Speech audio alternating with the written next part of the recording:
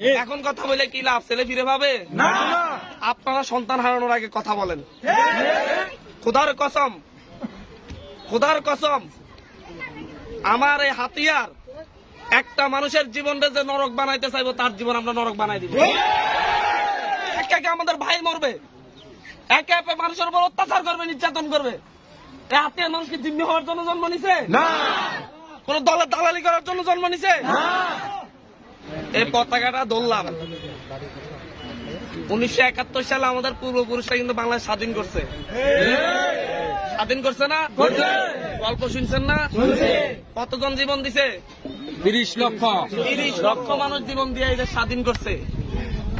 বাংলাদেশের এখনো প্রকল্পের মতো ছোট ছোট এরিয়া এরকম ভাবে এখনো পরাধীন হয়ে আছে, এখনো পরাধীন হয়ে আছে।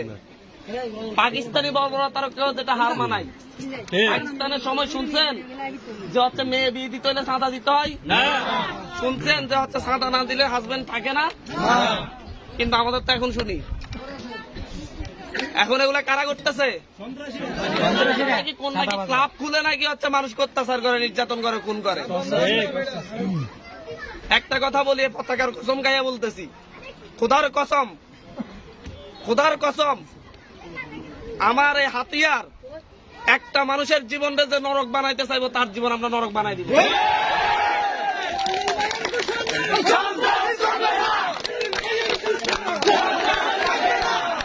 আপনাদেরকে বলি, এর আগেও আইসা বলছি, আর ডরাইন না।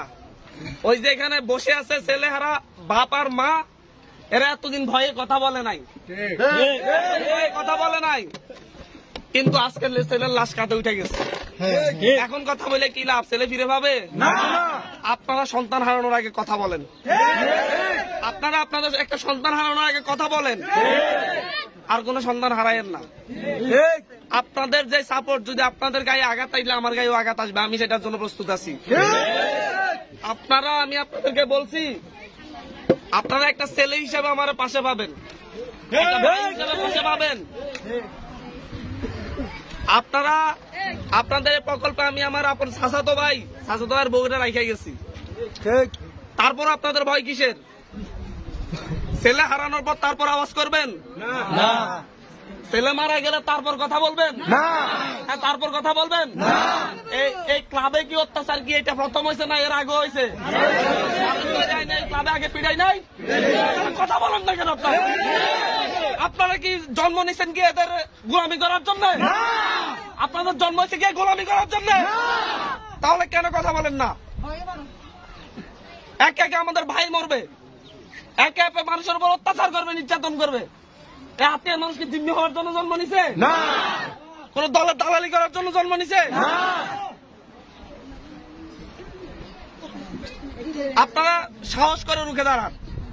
যত চোরবাট পাত 10টা, আপনারা তো 10,000। আপনার নাম দিলে তো দেখি 10টা, 10টার বিরুদ্ধে দাঁড়াইতে পারেন না 10,000? ভয় কিসের? ভয় কিসের? ভয় আছে? ভয় আছে? আমাদের ভয় আছে? আর ভয় আছে? প্রত্যেকটা ঘরে ঘরে যাবেন, প্রত্যেকটা ঘরে ঘরে প্রত্যেকটা মহিলারা বলবেন আর ভয় নাই, ভয় নাই। আজকে থেকে এখানে আরিফ ভাই সহ থাকবে, আমাদের দিনে থাকবে, রাতে থাকবে। যারা কিছু হবে, পুলিশ পর্যন্ত, আর্মি পর্যন্ত পেছানোর দায়িত্ব তাদের। আমার ভাইয়ের রক্ত, আমার ভাইয়ের রক্ত,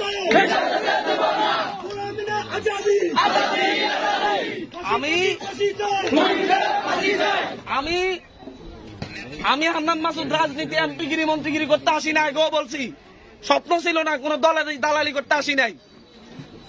আমি আসছি কারণ আমি গরিব পরিবারের। আমি আসছি কারণ হচ্ছে আমি দেখছি মানুষকে কিভাবে অত্যাচার করা হয়, নির্যাতন করা হয়। আমি এই কারণে দাঁড়াইছি রুখিয়ে। আমার পরিবার অসহায়, আপনারা অসহায়রা দাঁড়াবেন না কেন? জনতার শক্তি সবচেয়ে বড় শক্তি।